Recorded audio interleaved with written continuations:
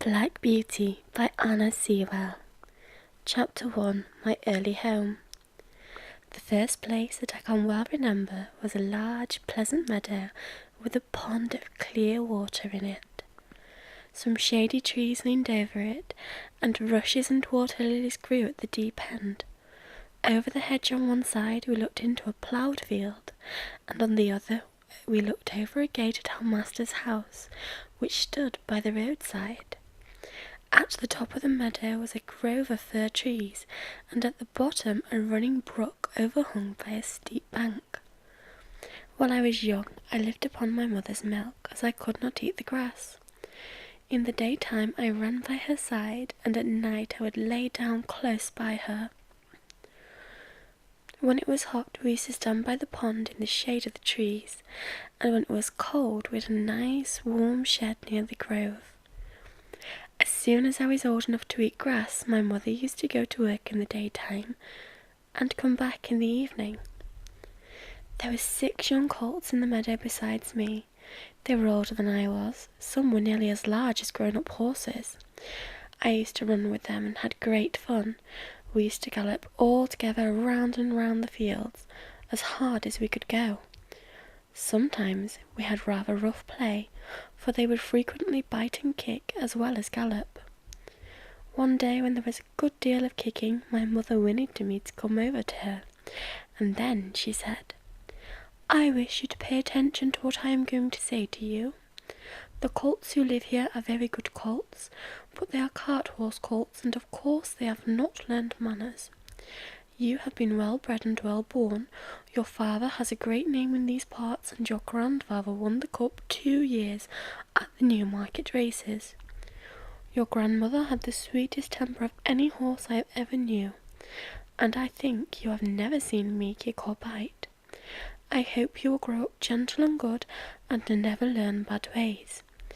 Do your work with good will, lift your feet up well when you trot, and never bite or kick, even in play." I have never forgotten my mother's advice. I knew she was a wise old horse, and our master thought a great deal of her. Her name was Duchess, but he often called her Pet. Our master was a good, kind man. He gave us good food, good lodging, and kind words. He spoke as kindly to us as he did to his little children.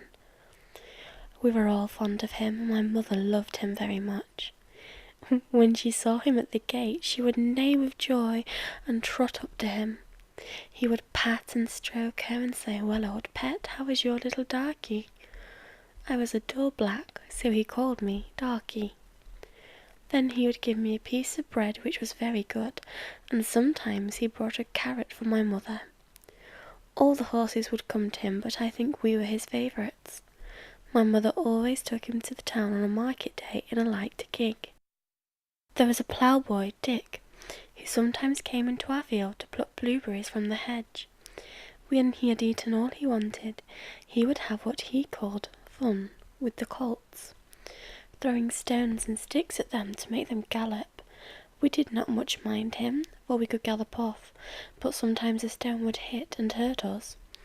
One day he was at this game, and did not know that the master was in the next field. But he was there, watching what was going on.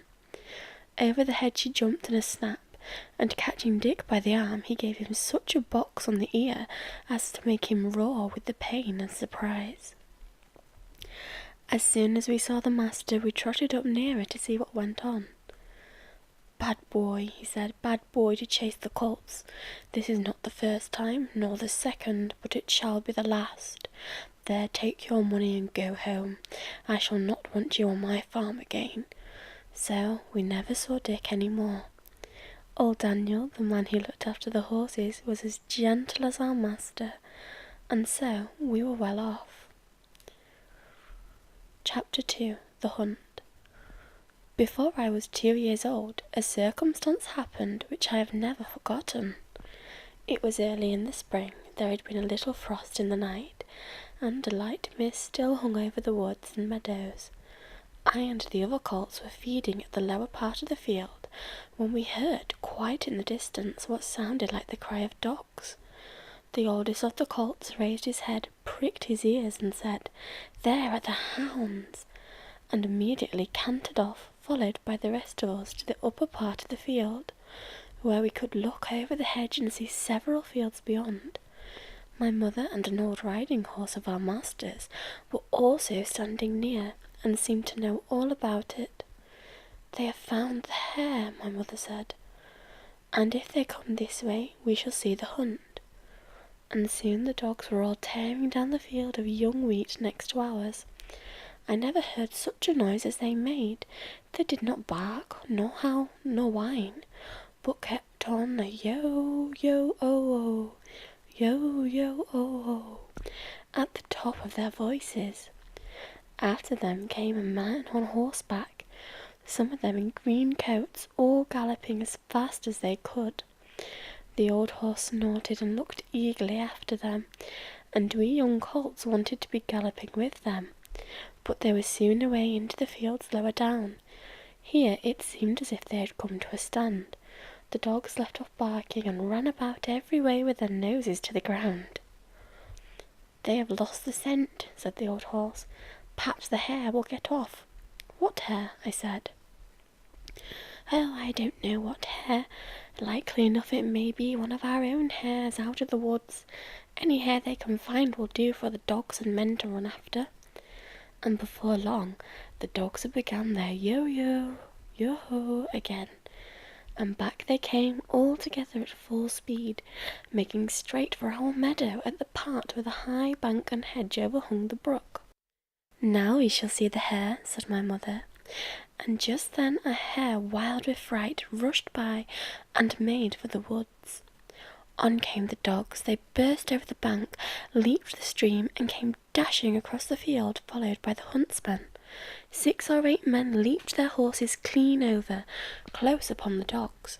The hare tried to get through the fence. It was too thick, and she turned sharp round to make for the road, but it was too late. The dogs were upon her.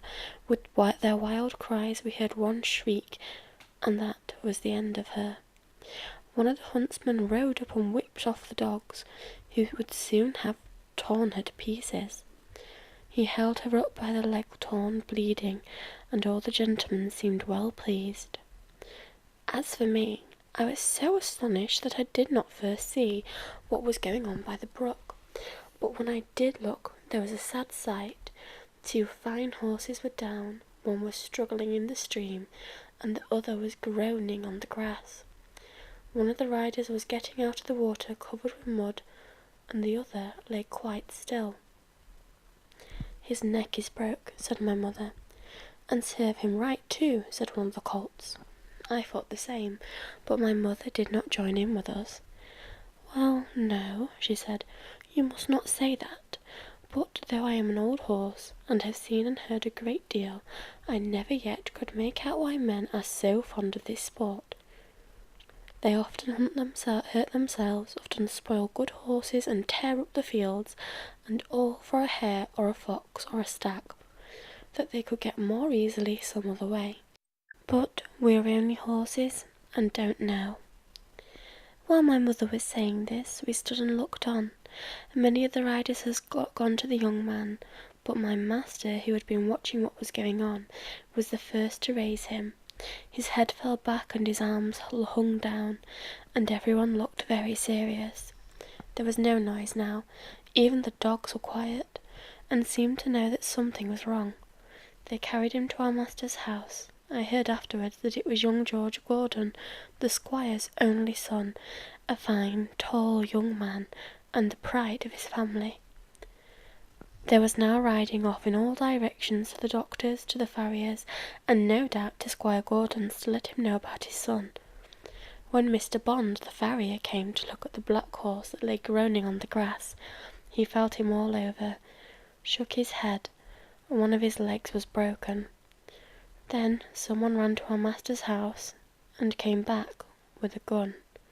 Presently there was a loud bang, and a dreadful shriek, and then all was still. The black horse moved no more. My mother seemed much troubled. She said she had known that horse for years, and that his name was Rob Roy. He was a good horse, and there was no vice in him. She would never go to that part of the field afterward. Not many days after, we heard the church bell tolling for a long time, and looked over the gate, and we saw a long, strange black coach that was covered with black cloth and was drawn by black horses. After that came another and another and another, and all were black, while the bell kept tolling. They were carrying young Gordon to the churchyard to bury him. He would never ride again.